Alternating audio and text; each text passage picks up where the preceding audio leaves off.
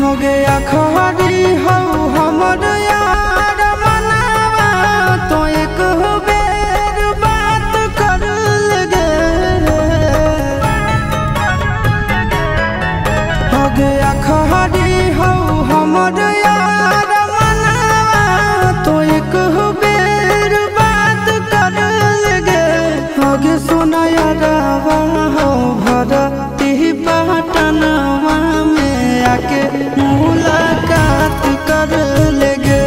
आगे सुना यारवा हो भरती पटनवा में आके मुलाकात कर लेगे। आगे चली जाइबौ छोड़ी के दुनिया विदाई अपने हाथ कर लेगे। आगे सुना